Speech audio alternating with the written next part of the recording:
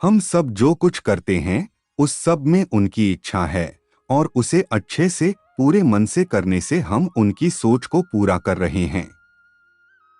हमेशा यह मानकर चलिए कि इच्छा पूरी हो तो अच्छा और पूरी ना हो तो और भी अच्छा, क्योंकि इसमें कहीं ना कहीं भगवान की लीला है। इसलिए भगवान की लीला की मर्यादा पर सब छोड़कर हम दुखी न होवें। जीवन में किसी भी लक्ष्य को प्राप्त करने के लिए ईश्वर पर विश्वास करें कि आपकी कड़ी मेहनत खराब नहीं होगी। ईश्वर की कृपा से आप हर वह चीज प्राप्त करेंगे जिसकी इच्छा आप रखते हैं और जो आप पाना चाहते हो। जीवन में सकारात्मक विचार प्राप्त करने के लिए हर रोज इसी प्रकार के वीडियो देखें। भगवद गीता में भगवान श्री कृष्ण हमें समझाते हैं कि हमारा मोल किसी बाहरी वस्तु, कारण या स्थिति से नहीं आता है। हम जैसे हैं वैसे ही भगवान के लिए अमूल्य हैं। इसलिए हमें भी अपना मोल किसी बाहरी वस्तु, स्थिति या इंसान के आधार पर नहीं करना चाहिए। सोचिए कितनी बार हम अपना पूरा मन लगा लेते हैं किसी नौकरी पर, प्रमोशन पर या किसी रिश्ते पर। हमारी इच्छा इतनी प्रबल हो जाती है कि हमें लगने लगता है जब हमें वह चीज मिल जाएगी तभी हम सफल होंगे। इस प्रकार हम में और हमारी इच्छा या हमारे लक्ष्य में कोई अंतर नहीं रहता है। भगवान श्री कृष्ण हमें समझाते हैं कि यह गलत है, क्योंकि मनुष्य के मन में अनेक इच्छाओं और लक्ष्यों का आना अनिवार्य है, लेकिन ऐसा कोई मनुष्य नहीं जिसकी सारी इच्छाएं पूरी हों। याद करिए, भगवान श्री कृष्ण भी मनुष्य जीवन में अपनी सारी इच्छाओं को पूरा नहीं कर पाए थे। उन्हें भी गोकुल और यशोदा मैया को छोड़ कर मथुरा जाना पड़ा था। इस सहज कार्य में अगर वह अपनी इच्छा और अपने अस्तित्व में अंतर नहीं करते तो वह जीवन के महत्वपूर्ण निर्णय नहीं ले पाते। यही बात हम मनुष्यों पर भी उतनी ही लागू होती है। अगर इच्छा पूरी नहीं हुई या लक्ष्य हाथ न लगे तो इसका मतलब यह नहीं कि हम असफल हैं या हम में सामर्थ्य नहीं। इसका केवल यह अर्थ है कि इस समय शायद जो हम चाहते हैं वह हमारे लिए उचित नहीं। जब हम किसी भी बाहरी वस्तु के लिए अपना मन छोटा करते हैं, उसके न मिलने पर दुखी होते हैं, तो समझना चाहिए कि ऐसा करके हम एक तरह से भगवान का अपमान करते हैं, क्योंकि हम यह मानते हैं कि उस वस्तु या उपलब्धि के मिलने से हमारा मोल होता है। यह विचार ही गलत है, क्योंकि हम सबको भगवान ने बनाया है और उन्होंने जैसा भी बनाया है कुछ सोच कर ही बनाया होगा। हम सब जो कुछ करते हैं उस सब में उनकी इच्छा है और उसे अच्छे से पूरे मन से करने से हम उनकी सोच को पूरा कर रहे हैं। हमेशा यह मानकर चलिए कि इच्छा पूरी हो तो अच्छा और पूरी ना हो तो और भी अच्छा, क्योंकि इसमें कहीं ना कहीं भगवान की लीला है। इसलिए भगवान की लीला की मर्यादा पर सब छोड़कर हम दुखी न होवें। वह कभी आपका बुरा नहीं चाहेंगे। इसका यह अर्थ नहीं कि आप महत्वाकांक्षी ना हो या जीवन में आगे बढ़ने की इच्छा ना रखें। ऐसा बिल्कुल नहीं। भगवान ने जो कहा है उसका अर्थ है कि आगे बढ़ने का जो प्रयास हम कर सकते हों जरूर करें। लेकिन जब हमारे प्रयास का फल वैसा नहीं निकलता जैसा हम चाहते हैं, तब हमें अपने आप को दोष नहीं देना चाहिए। जो भी फल आता है उस पर अलग अलग व्यक्तियों, परिस्थितियों का प्रभाव होता है। उन पर हमारा नियंत्रण नहीं होता है। अगर रिश्तों की बात करें तो हम जिसे प्यार करें जरूरी नहीं कि उसके मन में हमारे लिए वही भावना हो। आप इस बात में क्या कर सकते हैं? इसलिए आप वह कीजिए जो आपके मन को सही लगे और आगे के लिए यह अडिग विश्वास रखिए कि जो कुछ भी होगा अच्छे के लिए ही होगा। दूसरा कोई रास्ता नहीं जब आपके साथ भगवान स्वयं हैं।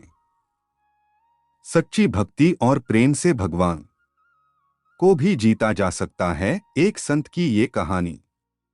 भगवान की पूजा निस्वार्थ भाव से करनी चाहिए और जीवन में जो भी मिलता है उसे भगवान की कृपा मानकर संतुष्ट रहना चाहिए, तभी मन शांत रहता है। राजा ने सेवक से पूछा कि खाने में तुम्हें क्या पसंद है। सेवक ने जवाब दिया, मैं तो आपका सेवक हूँ, आप जो भी देंगे मैं उसी संतुष्ट रहूंगा। पूजा पाठ करते समय हमें भगवान के सामने किसी तरह की शर्त नहीं रखनी चाहिए। निस्वार्थ भाव से की गई पूजा ही श्रेष्ठ मानी जाती है। जीवन में जो भी कुछ मिल रहा है उसे भगवान का आशीर्वाद मानकर स्वीकार करना चाहिए और संतुष्ट रहना चाहिए। यही जीवन में सुख और शांति बनाए रखने का मूल मंत्र है। इस संबंध में एक लोक कथा प्रचलित है। कथा के अनुसार पुराने समय में एक राजा के सेवा में एक नया सेवक नियुक्त हुआ। राजा बहुत ही विद्वान था और अपने आसपास के सभी लोगों का ध्यान रखता था। राजा ने नए सेवक से पूछा, तुम्हारा नाम क्या है? सेवक ने जवाब दिया कि महाराज, जिस नाम से आप बुलाएंगे वही मेरा नाम होगा। राजा ने फिर पूछा कि तुम्हें खाने में क्या पसंद है? सेवक बोला कि राजन, जो आप भी कुछ खाने के लिए देंगे वही मैं खुशी खुशी खा लूंगा। राजा ये जवाब सुनकर हैरान हुआ। उसने फिर पूछा, तुम्हें किस तरह के वस्त्र पहनना पसंद हैं?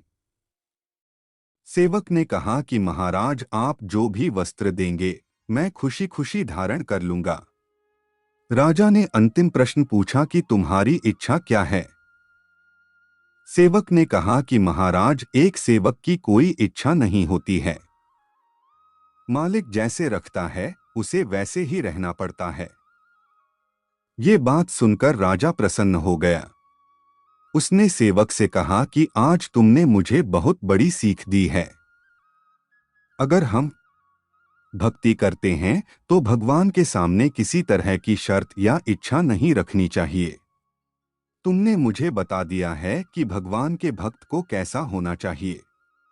भक्ति हमेशा निस्वार्थ भाव से करनी चाहिए और जीवन में जो भी कुछ मिलता है उसके लिए भगवान का आभार मानना चाहिए। हर हाल में संतुष्ट रहना चाहिए। दोस्तों, यदि आप भी भगवान श्री कृष्ण जी के भक्त हैं तो हमारे इस चैनल को सब्सक्राइब करें और कमेंट में जय श्री कृष्ण जरूर लिखें। जो भगवान की भक्ति से रहित है वही इस संसार में सबसे बड़ा गरीब है। ये बातें स्वामी शारदानंद सरस्वती ने विनोबा नगर में रुद्राभिषेक पूजन के बाद भक्तों को आशीर्वचन के रूप में कहीं। उन्होंने एक घटना का उल्लेख करते हुए कहा कि एक बार संतों और ऋषियों की सभा हो रही थी। तब प्रश्न आया कि दुनिया में सबसे बड़ा गरीब कौन है? किसी ने कहा कि धनहीन गरीब है।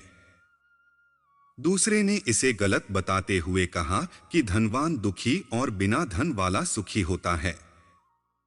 स्वामी शारदानंद सरस्वती ने कहा कि धनहीन और गुणवान गरीब नहीं है, बल्कि जो भगवान की भक्ति से दूर है वही सबसे बड़ा गरीब है। जिनके हृदय में भगवान की भक्ति है वही धनवान है। उन्होंने कहा कि जिंदगी में प्रसन्नता रहती है तो नींद अच्छी आती है। भक्ताएं से उन्होंने कहा कि जिस प्रकार शरीर में बचपन, जवानी और बुढ़ापा आता है उसी प्रकार संसार में भी बदलाव आता है। संसार एक समान नहीं होता। हम जिंदगी का बही खाता नहीं देखते कि कितना हमारा समय व्यर्थ चला गया। हमें यह चिंता नहीं रही कि हमें अपने लिए क्या करना है। उन्होंने कहा कि जो सबका है हमारा है, उससे जुड़ाव बना रहे तो नेतागिरी, दुकान, व्यापार सब अच्छा लगेगा, क्योंकि शक्ति, बुद्धि आदि सभी साधन वही देता है। नियंत्रक परमात्मा को माने तो जीवन सुधर जाएगा। उन्होंने कहा कि स्वामी के सेवक का भाव जब तक नहीं आता तब तक जीवन में शांति सुख संभव नहीं है। उन्होंने उदाहरण देते हुए कहा कि कछुआ जब चलता है तो सभी अंग को बाहर निकाल लेता है, और जब रुकता है तो सारे अंग समेट लेता है। ऐसे में तलवार भी कुछ नहीं बिगाड़ सकती। बस हमें ऐसे ही बने रहना चाहिए। इस मौके पर बड़ी संख्या में भक्त उपस्थित थे। अर्जुन को इस बात का अभिमान था कि ब्रह्मांड में सिर्फ वही श्री कृष्ण का परम भक्त है। श्री कृष्ण ने उसके अभिमान को तोड़ा। हस्तिनापुर और इंद्रप्रस्थ के महापुरुषों को राजकुल में पलेबढ़े होने की वजह से अहंकार होना तो लाजमी था। किसी को बल का तो किसी को डोट श्रेष्ठ युद्धवीर होने का, किसी को रूप का तो किसी को छल में महारत का घमंड था। यानी अहंकार हर किसी के दिल के किसी कोने में जरूर था। इस तरह अर्जुन के बारे में कहा जाता है कि उनको अपने श्रेष्ठ धनुर्धर होने का गर्व था, लेकिन हर कोई इस बात से अनजान है कि उनको एक और बात का घमंड था, और वह घमंड उनके सर चढ़कर भी बोलता था। अर्जुन को यह अहंकार था कि ब्रह्मांड में सिर्फ वही श्री कृष्ण के परम भक्त हैं। श्री कृष्ण अर्जुन के इस अहंकार से भली भांति परिचित थे। इसलिए उन्होंने अर्जुन का घमंड तोड़ने का निश्चय किया और अर्जुन को अपने साथ टहलने के लिए लेकर गए। टहलते समय उनकी नजर एक गरीब ब्राह्मण पर जाती है जो सूखी घास खा रहा था और उसकी कमर पर तलवार लटकी हुई थी।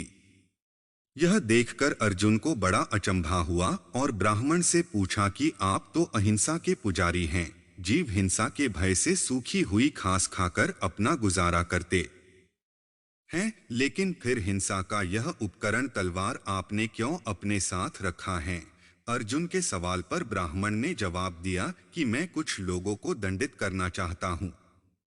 अर्जुन ने अचंभित होकर पूछा, आपके शत्रु कौन है? तब ब्राह्मण ने कहा, मैं उन 4 लोगों को खोज रहा हूं ताकि उनसे अपना हिसाब चुकता कर सकूं।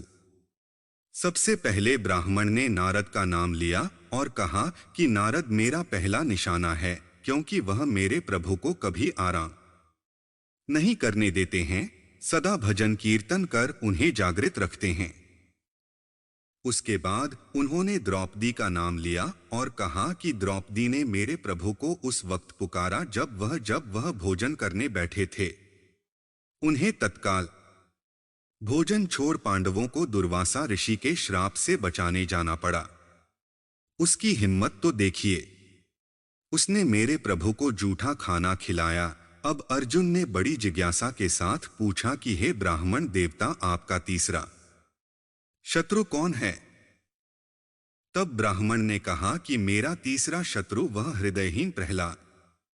उस निर्दयी ने मेरे प्रभु को गरम तेल के कड़ाह में प्रविष्ट कराया, हाथी के पैरों तले कुचलवाया और अंत में खंभे से प्रकट होने के लिए विवश किया। अर्जुन ने उसके बाद उत्सुकतावश पूछा कि ब्राह्मण देव, आपका चौथा शत्रु कौन है? तब ब्राह्मण ने जवाब देते हुए कहा कि मेरा चौथा शत्रु है अर्जुन। अर्जुन ने धृष्टता का परिचय देते हुए मेरे प्रभु को युद्ध में अपना सारथी ही बना लिया। उसको भगवान के कष्ट का जरा भी ज्ञान नहीं रहा। यह कहते हुए उस गरीब ब्राह्मण की आंखों से आंसू छलक पड़े। ब्राह्मण का जवाब सुनते ही अर्जुन के सिर से कृष्ण भक्ति का घमंड हमेशा के लिए उतर गया। उसने कृष्ण से क्षमा मांगते हुए कहा कि प्रभु, ब्रह्मांड में आपके अनगिनत भक्त हैं, इन सभी के सामने मैं तो कुछ भी नहीं हूं। इस कहानी की सार यह है कि घमंड करने से पहले यह बात सोच लेना चाहिए कि जिस चीज पर आप घमंड कर रहे हैं उसमें आपसे आगे कई लोग हो सकते हैं और विशिष्टता के साथ उस काम में शुमार किए जाते हों।